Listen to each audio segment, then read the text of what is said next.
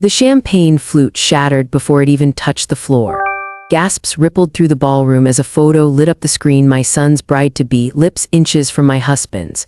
In that instant, I wasn't just the mother of the groom. I was the storm no one saw coming. My name is Rosemary Lawson. I'm 65 years old, a quiet Southern mother who spent her whole life serving others, stitching quilts and holding family together. They thought I was harmless. They thought I would stay silent.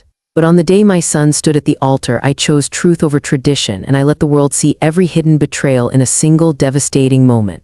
Before we begin, I invite you to subscribe so you won't miss the good story that might brighten your new day. 2 nights before my son's wedding, I reached for my husband's phone and uncovered a storm I could never unhear.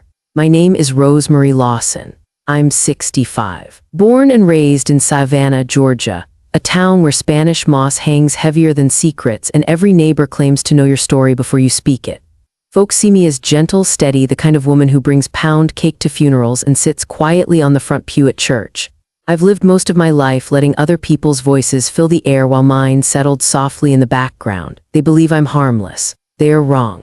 That Thursday evening, our house was alive with wedding chaos. The dining room table sagged under vases of roses and unopened boxes from bridal boutiques. The living room was a graveyard of garment bags, silk ties, and lace shawls draped over chairs.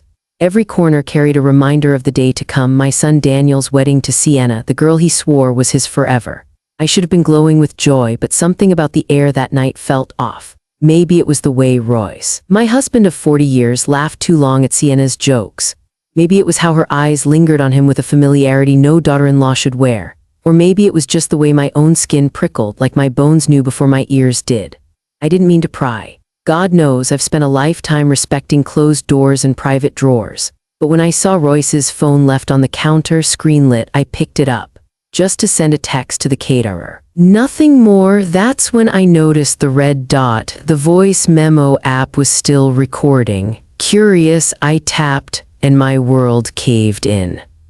First came Royce's voice, his baritone lowered to a hushed whisper, not the voice I knew from hymns or bedtime stories. This was furtive, almost tender, the kind of tone you save for secrets. You know, after Saturday, he murmured, things can't stay the same. Then came the laugh, light, feminine, and unmistakable. Sienna, 2 more nights, she whispered back, her words like poison wrapped in silk. And no more sneaking. Doesn't that scare you? Royce's chuckle followed. Rough and intimate. 2 more nights won't change what we feel. My hand shook. The phone almost slipped from my grasp. I played it again and again and again. Each time I prayed the words might shift, reveal some other context, some innocent misunderstanding. But the betrayal stayed solid, unmovable. My husband, my son's bride-to-be, whispering promises in the dark 2 nights before they were to stand before God and vow faithfulness. The room tilted. The shelves of cookbooks, the smell of roast chicken lingering from dinner, the faint sound of bridesmaids giggling in the living room all blurred into static. I pressed a linen napkin to my mouth to keep from crying out. I could have stormed into the next room, shattered crystal glasses against the wall, screamed until the roof shook. But rage burns fast, and I've lived too long to waste fire on theatrics. Instead, I deleted the memo, set the phone back exactly where it had been, and walked away. Upstairs, I sat in my armchair by the window, opened my Bible to Proverbs, though I didn't see a single word.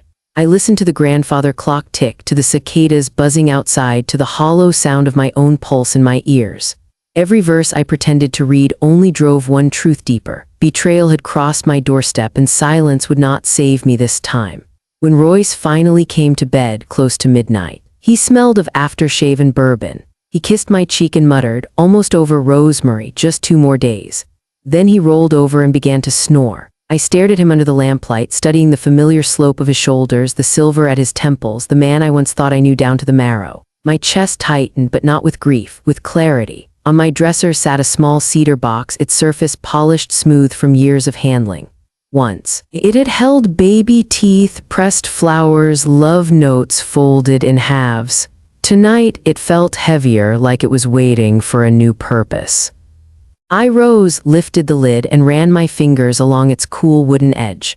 That box would no longer guard sentimental trinkets. It would hold proof, evidence, the kind of truth that could break chains or burn bridges, maybe both. For the rest of the night, I sat upright, heart steady, planning each move with the precision of someone who had weathered storms before. Not storms of weather, but storms of people, those who underestimate, who betray. who forget that even the quietest woman knows how to wield silence as a blade. At dawn, gray light spilled across the counters. I brewed a pot of coffee, poured a cup, and let it steam untouched. My reflection in the kitchen window looked older, yes, but sharper too, like glass that had been cut clean. If vows must be spoken, I whispered to myself, let them be spoken under honest light. And with that, the storm inside me found its purpose. The morning after my discovery, the house looked the same. Sunlight slanting through lace curtains, breakfast dishes stacked in the sink, Sienna's laughter echoing from the porch, but nothing felt the same. Once you know a secret, the air shifts. Every sound carries an undertone, every glance wears a mask. I moved carefully through the day, my smile rehearsed, my voice steady, my heart a drum line in my chest. Daniel was too busy to notice. My son was glowing, oblivious, drowning in the joy of tuxedo fittings and groomsmen jokes. When he hugged me in the kitchen, thanking me for the quilt I'd stitched for their bed, I pressed my cheek to his shoulder a beat longer than usual. He smelled of cedarwood, cologne, and hope.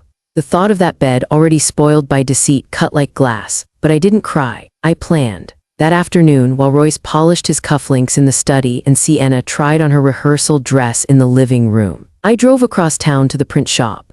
The young man behind the counter didn't question why an older woman wanted 20 glossy photos printed in full color.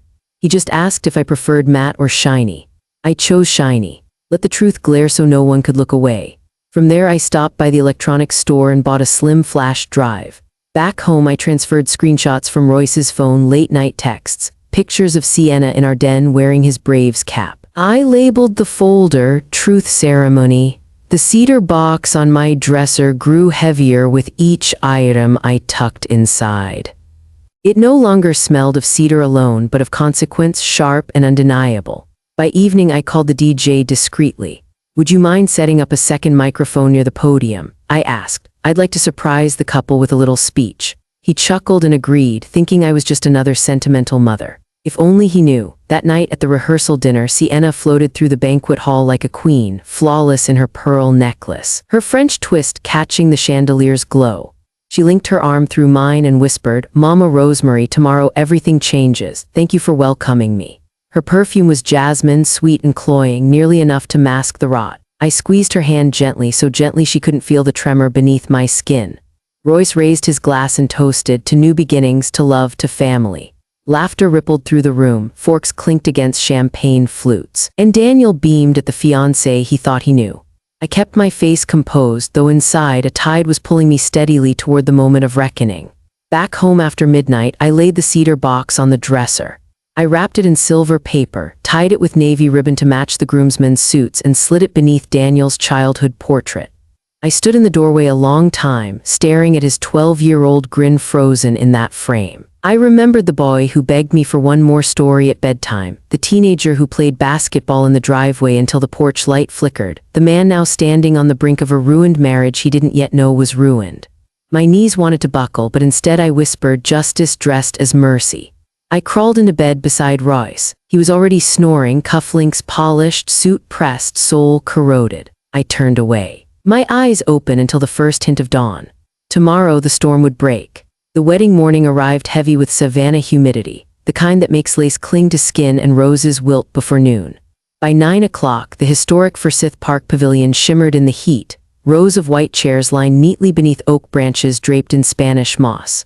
Guests fluttered in with programs, laughter bouncing off marble fountains, unaware of the storm waiting in silver wrapping paper. I pressed the cedar box, wrapped in silver paper and navy ribbon, into the crook of my arm as I walked toward the reception hall.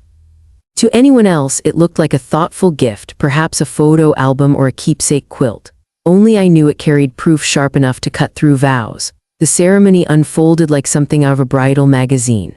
A string quartet played softly as bridesmaids in blush dresses filed down the aisle. Groomsmen shifted in their charcoal suits. And then Daniel appeared at the altar, tall, handsome, his smile wide enough to split the sky. My son, my boy. My heart ached knowing the altar beneath his feet wasn't steady.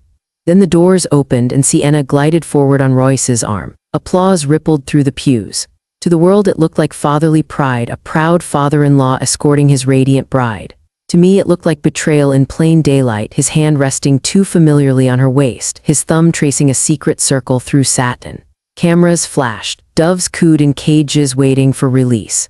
and I, seated in the front row, held my gloved hands tight in my lap, a recorder hidden beneath the lace already switched on. Every vow, every whisper, every pause, they would be captured. The officiant's voice rose above the hush. We are gathered today to witness a covenant built on love and honesty. My lips twitched. Honesty, the word rang hollow. Daniel's voice shook slightly as he promised to love and to cherish. Sienna's was steady, almost rehearsed. As she promised to forsake all others. My chest tightened at the lie, but I kept my expression soft. A mother's face. A mask. When the ring slipped onto fingers and the pronouncement came husband and wife, the crowd erupted in cheers. Doves burst into the air, cameras snapped, champagne popped. For them it was joy. For me it was the drum roll before revelation. Cocktail hour filled the ballroom with clinking glasses and low jazz. Waiters floated past with trays of shrimp cocktails and champagne flutes. Guests congratulated me, their words like sugar dissolving on my tongue, sweet but empty. Then the wedding planner tapped the microphone. Ladies and gentlemen, it is my honor to invite a few words from our radiant groom's mother, Mrs. Rosemary Lawson. Applause broke out. Daniel grinned, giving me a thumbs up. Sienna clasped her hands at her waist, eyes shining, confident. Royce leaned back. Pride painted across his face. I rose slowly, the cedar box cradled in my arms. My heels clicked against the marble floor as I made my way to the podium. My hands didn't tremble. My heart was steady, as though the truth itself had become my anchor. I began softly, thanking the guests for coming, praising the vendors, sharing tender stories of Daniel climbing trees and begging for extra pancakes. Laughter warmed the room. I let it build, let them lean closer. Then I shifted. A marriage, I said, cannot stand without truth. So today my gift to Daniel and Sienna is the strongest foundation I know: honesty. I untied the navy ribbon. Tissue rustled as I opened the box. From it I withdrew a small framed photo. Sienna in our den, Royce's Braves cap tilted on her head, her lips inches from his. Gasps sliced through the ballroom. Champagne glasses toppled. A fork clattered to the floor. I set the frame on the podium, then pressed the remote in my pocket. Behind me the screens flickered to life, time-stamped text messages, late-night photos, the hushed recording from Royce's phone. For a heartbeat. Silence swallowed the room. The only sound was the hum of the projector. Daniel's face drained of color, confusion sliding into horror. Sienna's bouquet slipped from her fingers, petals scattering across the floor. Royce half stood, his mouth open, but guilt weighed him back down into his chair. I leaned toward the microphone, my voice steady as stone. Secrets cannot live where vows are spoken. My son deserves a life built on something sturdier than silence. No one moved. The truth hung in the air, heavy as thunder. I set the microphone down gently, left the box open, and walked away, out through the side door into the blinding afternoon sun. Behind me voices erupted, Sienna's muffled sobs, Daniel's cracked cry, the dull roar of scandal breaking open like a dam. But I didn't turn back. Storms, once summoned, finished their work without an audience. The moment I stepped outside, the air hit me like a wall, thick, wet savanna heat pressing against my chest. My heels sank slightly into the manicured lawn, each step carrying me further from the ballroom's chaos. Behind me the storm I had summoned raged, muffled shouts, the scrape of chairs, a champagne flute shattering against marble, the sound of illusions breaking. I didn't flinch. Storms aren't meant to be watched, they're meant to be survived. I made it to the fountain at the edge of the garden before I saw him, Daniel. My son sat slumped on the marble ledge, jacket discarded, bow tie hanging loose around his neck. In his hands he held Sienna's bridal bouquet, white roses already bruised from his grip. He looked less like a groom than a lost boy, the same boy who once clung to my skirt after scraping his knee on the driveway. Mom. His voice cracked, raw as gravel. How long have you known? I sat beside him, careful not to crowd his space. Since 2 nights ago, I said. My words were steady, but inside I felt the weight of them, heavy as stone. He dragged a hand through his hair, staring down at the roses. And you kept it from me. I needed proof first, I answered. I couldn't wound you with suspicion, only truth. His shoulders shook, tears burned in his amber eyes, the same eyes that begged me for one more bedtime story when he was 7. Dad, Sienna, both of them. The bouquet slipped from his hands and tumbled into the fountain, petals drifting on the water's surface like tiny funeral boats. I placed my hand over his trembling fingers. Pain tells the truth about what matters, son. It cuts, but it also clears. Before Daniel could reply, footsteps crunched on the gravel behind us. Royce, his suit jacket was gone, shirt clinging with sweat. His face was pale, eyes frantic. Rosemary, he called, his voice trembling. "What have you done?" I turned slowly. "The question is what you did, Royce. I only changed the venue from secrecy to daylight." He stopped a few feet away, guilt etched into the lines of his face. For a moment I saw the man I had married, the man who once slipped daisies into my hair after Sunday service. But the shadow of what he had done loomed larger. "Let's fix this," he begged. "Privately. For Daniel's sake, we can explain, we can." I cut him off with a sharp shake of my head. "Privately, you forfeited privacy in that pantry. Secrets thrive in the dark." Today they were dragged into the light, and the light doesn't ask permission. He flinched as though my words had slapped him. Silence stretched between us, thick as the humidity. From inside the ballroom came a sharp crash, maybe a centerpiece meeting someone's fist. Royce winced, but I didn't move. "She's begging him to forgive her," Royce muttered, glancing toward the hall. "He can't even look at her." "He doesn't have to decide today," I said. "Only to know the truth has allies." Daniel's breath hitched beside me, his hands covering his face. "I can't go back in there," he whispered. "Not yet. You don't have to," I replied. "Your path is forward, not back." Royce took a tentative step closer, his voice breaking. "I've lost you, haven't I?" I wanted to tell him he had lost himself long before this day, but the ache in my chest was already carving deep enough. All I said was, "I need space." His shoulders slumped. Without another word, he turned and walked back toward the hall, a man drafted into his own reckoning. I stayed by the fountain with Daniel until the music faded and the guests began filing out in stunned silence. Some avoided my eyes. Others looked at me with a strange kind of respect, like I'd carried out a verdict no one else dared deliver. That night when we returned home, the house was unnervingly quiet. In the master bedroom, Royce's suitcase sat half-packed on the bench, shirts folded with military precision, tie rolled like a confession. On top rested a note. "Rosemary, I'll be staying at the Riverfront Inn. I'll respect whatever space you need. I'm sorry is too small, but it's a beginning. Royce." I folded the note without answering it. Forgiveness was a language I still spoke, but translations take time and he had not earned them yet. I placed the cedar box back on the dresser, its silver paper torn and ribbon discarded. It looked lighter now, emptied of evidence, but heavier with consequence. I laid my gloves beside it, stripped off my jewelry, and sat on the edge of the bed. The ceiling fan ticked above me, steady as a metronome. Outside, cicadas droned a funeral hymn. For the first time in 40 years, I slept alone in that bed. The days after the wedding unfolded like a slow-motion collapse. The phone rang off the hook, relatives demanding explanations, church ladies offering casseroles with eyes too curious, friends whispering condolences as though death had passed through the Lawson household. In a way it had, a death of trust, a death of illusions. Daniel barely left his childhood bedroom. The laughter that once rattled our walls was gone, replaced by the muffled sound of him pacing, then silence. On the third day, I found him sitting at his desk, his tuxedo jacket still hanging on the back of the chair like a ghost that refused to leave. "Mom," he said quietly, "I can't stay here." He slid a brochure across the desk. Johns Hopkins Hospital, residency program in Baltimore. He had applied months ago, kept it tucked away as a possibility, never certain he'd go. Now his voice was steadier than I'd heard since the wedding. "They still have open spots. If I leave now, I can start this fall." My breath caught. Baltimore, hundreds of miles from the home I'd built brick by brick, from the garden where I planted his first tree, from the driveway where he learned to ride a bike. But as I looked at him, his eyes bruised from sleepless nights, his hands restless for something firm to hold, I knew distance was the medicine the South could not give him. "Your calling never wore Sienna's veil," I told him softly. "Go where your purpose leads. Home will travel inside you." Tears slipped down his cheeks. He hugged me tight, the kind of hug that clings like a promise. That night he packed scrubs and textbooks, leaving the quilt I'd stitched folded neatly on the bed. Roots boxed into cardboard, ready to be carried elsewhere. While Daniel prepared to leave, Royce began his own exile. From across town at the Riverfront Inn, letters arrived, each one heavy with remorse, written in his blocky handwriting. He enclosed therapy receipts, copies of church bulletins with his resignation from the deacon board, notes about volunteer hours at the men's shelter. "Rosemary, I'm not asking for your forgiveness yet, only that you see I'm digging in the dirt of my mistakes. I'll work until my hands blister if it means planting something honest again." I read every word. I tucked the letters into the cedar box, not to honor them, but to measure them. Words alone cannot rebuild a marriage. But words can mark the road back if the steps match.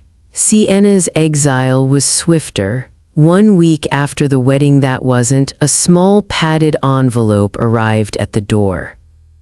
Inside lay her diamond rings along with a note scrawled in shaky ink. Give these to someone who respects promises. I locked them in my jewelry box beside pearls that had outlasted generations. A future cautionary tale sealed and silent. The town buzzed with gossip. Some said I was ruthless, others said I was brave. I brushed off both labels. Truth doesn't require adjectives. Truth simply is. Autumn crept into savannah, cooling the air and painting the maples rust. I found myself in the garden most mornings, pruning hydrangeas, humming hymns. The cedar box now held seed packets, zinnias, marigolds, forget-me-nots. Symbols of beginnings that only bloom after soil has been turned, after fire has cleared the ground. One Sunday I walked into church to find Royce at the pulpit, voice trembling as he confessed publicly. He named his sin without euphemism, renounced his position, and requested restoration through service. The sanctuary held its breath. No applause, no gasps, only a solemn silence that felt almost holy. When he stepped down to sit in the front pew, shoulders slumped, elderly Mr. Watkins placed a hand on his back. Takes courage to own a shadow, he said. For the first time in months, I believed Royce was not hiding behind excuses. Later that week, a photograph arrived from Baltimore. Daniel in a white coat embroidered with Dr. D. Lawson. He stood outside Johns Hopkins, his smile weary but firm. The caption read, "First day heart steady." I pressed the photo to my chest, my tears warmer than the autumn breeze. The echoes of betrayal still haunted me, yes, but the exiles, my sons to the north, my husbands into humility, even Sienna's into absence, were shaping something new. Not the life I had imagined, but perhaps the life honesty demanded. By December, Savannah carried the hush of winter. The magnolias were bare, their branches rattling in the wind, and a thin frost glazed the lawns at dawn. The house was quieter than ever, Daniel gone to Baltimore, Royce gone to his rented room near the riverfront, and me left alone with nothing but the tick of the mantel clock and the creak of old floors. Then came the phone call. "Mom," Daniel's voice crackled through the line, laced with exhaustion but also light. "Holiday break starts the 20th. Do you think the house can stand one more Lawson?" My laugh was rusty from disuse. "Only if you bring crab rolls," I teased. He chuckled, and for a moment the miles between us shrank. The day of his arrival, I stood in the airport terminal scanning the escalator.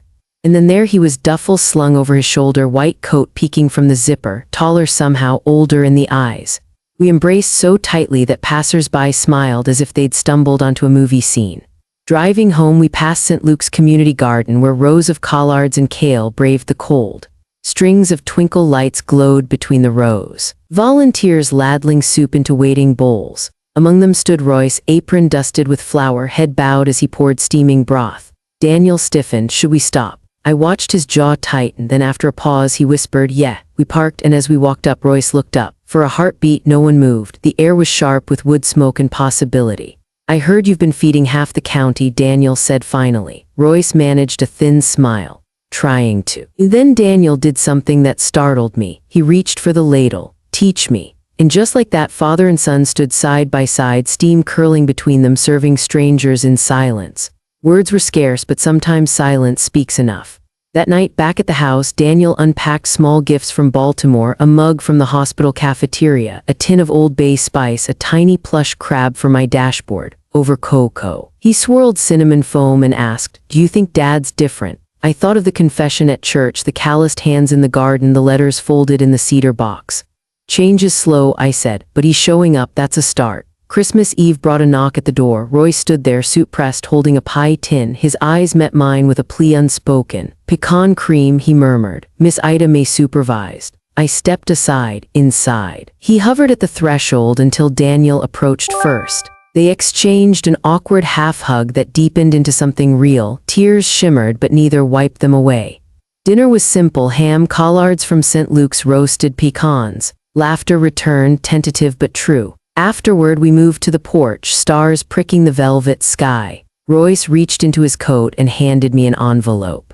Inside was a notarized deed transfer, half our property secured solely in my name. "If I fail again," he said, "you and Daniel remain protected."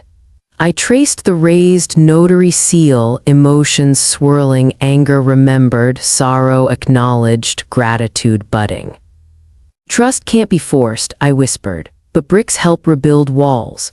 Later that night, we walked into church for the candlelight service. One by one, flames spread down the pews until the sanctuary glowed amber. The pastor spoke of Bethlehem's stable, of truth born in scandalous circumstances. My candle trembled in my hand, but the light steadied me. Beside me, Daniel's arm brushed mine. On my other side, Royce's flame flickered, his free hand resting lightly on Daniel's shoulder. When we returned home, Daniel wrapped last-minute gifts upstairs. Royce lingered in the foyer. If I asked to stay tonight, guest room only, would that dishonor your boundaries? I studied him a long moment. Boundaries hold best when freely honored, I said. The guest room door closes at 10. He nodded, relief softening the lines on his face. In the guest room, I unfolded Franklin's quilt, the one Daniel had once dismantled in grief. I had restitched it square by square, seams mended with new thread. I laid it across crisp sheets, whispering a prayer that healing might be as seamless. Christmas morning dawned with cocoa steam and gospel vinyl spinning. Gifts were humble. Daniel gave me a silver compass engraved "Truth Finds North." I gave him gardening gloves for his new community plot in Baltimore. For Royce, I offered nothing more than space at the table, which, after months of silence, was gift enough. When Daniel hugged us goodbye that afternoon, he whispered in my ear, "Hearts bruise, but they can still play. Keep showing up, Mom." I watched his taillights fade down the lane, my chest both heavy and hopeful. That evening I brewed 1 cup of chicory coffee but set 2 mugs on the counter. One for me, one for Hope. I opened my ledger notebook and wrote the final entry of the year. Assets, truth-tested, sprouting green. Boundaries guarded yet permeable. Capacity to forgive, accruing interest. Liabilities, residual ache, unspent sorrow. Balance, positive. Outside, winter jasmine had shaken loose its first bloom, white petals fragrant, unafraid of cold. I stepped onto the porch, inhaled its scent, and whispered, "Some stories don't end with happily ever after. They end with open doors, with new seeds, with morning light." And in that moment, I knew the house still stood. So did I. The truth didn't give me a fairy tale ending, it gave me something quieter but stronger. My son found the courage to rebuild his life, the community learned that silence can be broken, and I discovered that even in betrayal there is space for growth.